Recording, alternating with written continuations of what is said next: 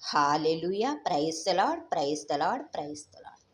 ప్రియ సహోదరి సహోదరుడ, దేవుని ఆత్మ, మనము దేవుని ఆత్మ వచ్చింది, దేవుని ఆత్మ వచ్చిందని ప్రతి ఒక్క క్రైస్తవుడు, ప్రతి ఒక్క పాస్టర్ గారు, ప్రతి ఒక్క విశ్వాసి అంటా ఉంటారండి. మనం చర్చిలలో వింటూనే ఉంటాము, నాతో సహా. అయితే అది దేవుని ఆత్మో కాదో ఎట్లు తెలుసుకోవడం ఎలా?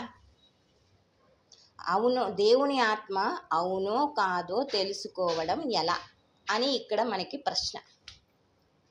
నేను కూడా చూస్తానండి చాలా మందిని, నేను కూడా ఎవరిని తొందరగా నమ్మను. ఎందుకు తెలుసా? అది దేవుని ఆత్మో దయ్యం ఆత్మో మనం తెలుసుకోవాలి కాబట్టి. నేను ఒక పాస్టర్ని కాబట్టి నేను బైబిల్ మొత్తం తిన్నాను, నమిలాను, చదివాను కాబట్టి.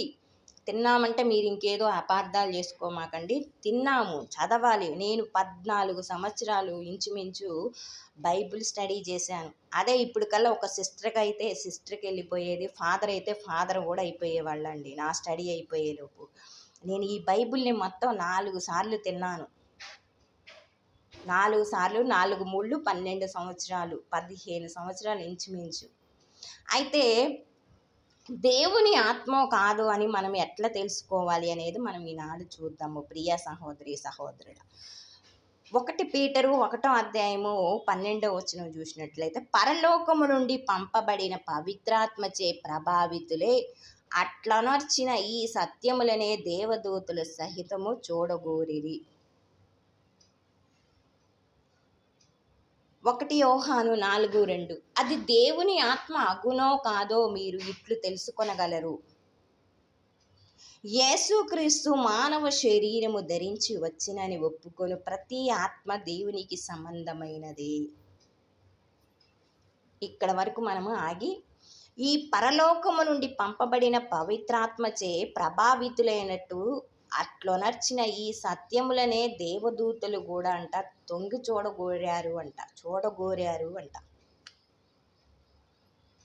పరలోకము నుంచి దేవుడు పంపించబడిన పవిత్రాత్మకు ప్రభావితులైన వారు సత్యములనే అట్లొనర్చిన ఈ సత్యములనే దేవదూతలు కూడా తొంగి చూడాలనుకున్నారంట. ఫలానా వారికి ఫలానా సత్యములు తెలియజేశాడు దేవుడు, ఆ పవిత్రాత్మ ప్రభావితుడయ్యాడు, ఆ బిడ్డ చేసినవన్నీ నెరవేరాయా లేదా అని ఏ మానవుడు చూడక్కర్లేదంట. దేవదూతలే కూడా చూడాలని కోరుకున్నారంట. అందరు మానవులు కూడా ఏం చేశారు? ఈ ఫలానా వ్యక్తికి ఇట్లా దేవుడు వాగ్దానం చేశాడు కదా, ఇవన్నీ నెరవేర్చారు కదా, మరి పవిత్రాత్మ చెప్పింది కదా, ప్రభావితులై అట్లా ఉనర్చారు కాబట్టి ఈ సత్యములనే దేవదూతలు కూడా చూడగోరారు అంట.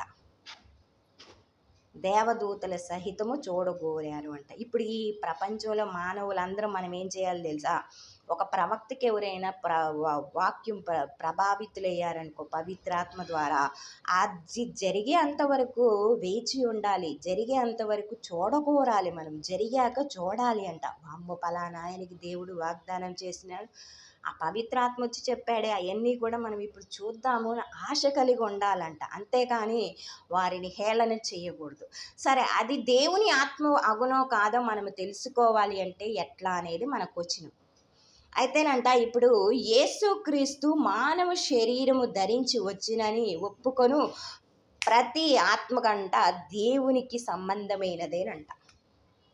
ప్రియ సహోదరి సహోదరుడు, ఎందుకు తెలుసా ఈనాడు నేను ఇంత గట్టిగా ఎందుకు విశ్వసిస్తున్నానో తెలుసా? ఈ బైబిల్ స్టడీ చేయటానికి, బైబిల్ వాక్యం చదవటానికి, ఆ ఒక్క వాక్యానికి వర్డ్స్కి నాకు అర్థం మీనింగ్ తెలియాలంటే చాలా రోజులు పట్టేది, సంవత్సరాలు కూడా కొంతకాలం పట్టింది. ప్రభువా, ఈ వాక్యం వచ్చింది, ఈ వాక్యానికి మరి అర్థం ఏమిటయ్యా? నేను సువార్త బోధించాలని పట్టుదలతో ఉన్నానయ్యా. అందరి ముందు నన్ను సిగ్గుపడనీయమాకయ్యా అని అర్థాలు అడగాలి. దేవుని ప్రార్థనలు అడిగినప్పుడు ఆ యొక్క వర్డ్కి మీనింగ్ చెప్తున్నారు దేవుడు. అది దేవుని ఆత్మ కాదు అని నువ్వు సందేహిస్తున్నావు కదా, నువ్వు సందేహించేది కరెక్టే. ఎవరైనా కానీ అది దేవుని ఆత్మ కాదో తెలుసుకోవాలి అంటే ఫస్ట్ ఆ వ్యక్తి ఏం చెప్పాలంట? యేసుక్రీస్తు మానవ శరీరము ధరించి వచ్చినని ఒప్పుకోవాలి అంట. ఆ ఒప్పుకున్న ప్రతి ఆత్మ దేవునికి సంబంధించినదేనంట. యేసుక్రీస్తు దేవుని కుమారుడు అండి అని అంటాము, ఓకే. కాదనట్లే. కానీ దేవుని కుమారుడు ఈ లోకంలోనికి మానవుడిగా మానవ శరీరం మనలాంటి శరీరము ధరించి వచ్చాడని ఒప్పుకోవాలి ప్రియా సహోదరి సహోదరుడా. మనలాగే ఒక మామూలు మనిషిగా వచ్చాడు. దేవుని కుమారుడై ఉండి తనను తాను రిక్తుని చేసుకొని తనను తాను తగ్గించుకొని, ఎక్కడో ఆకాశంలో పరలోకంలో ఉన్న దేవుడు తనను తాను తగ్గించుకొని భూలోకంలోకి ఒక మానవుని, సాధారణ మానవుని రూపంలో, నీ రూపంలో నా రూపంలో మానవ శరీరము, పాపపు శరీరముతో వచ్చాడని ఒప్పుకోవాలి మనము ప్రియా సహోదరి సహోదరుడా. అందుకే మనలాంటి పాపపు శరీరమే ఆయనకుంది, కానీ ఆయన మానవ శరీరమును ధరించే వచ్చాడని ఒప్పుకొని ప్రతి ఆత్మ ఆ దేవునికి సంబంధించినదే అని చెప్పబడుతుంది ప్రియ సహోదరి సహోదరుడా.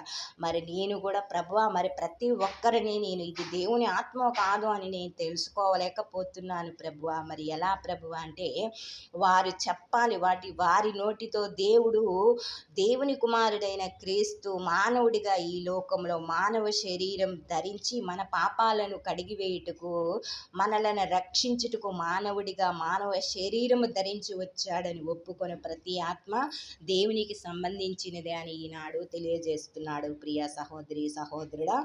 ఆమేన్. మరి నా నెంబర్ మరొకసారి నోట్ చేసుకోండి, 7382999361. శ్రీలక్ష్మి నా పేరు, మేరీ ఆరాధ్య.